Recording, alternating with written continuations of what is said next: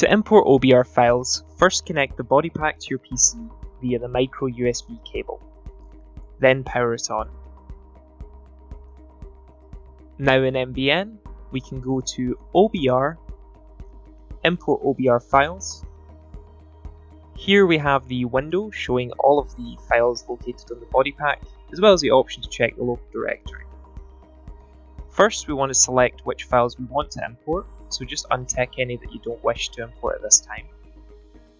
Next, we have to set the scenario level for each of the recordings. Keep in mind this can be changed at a later time, so it's not essential that you get this right. Next, we have to choose which of the files was the calibration file and what sort of calibration you used. Typically, this is the first file in an OBR recording session.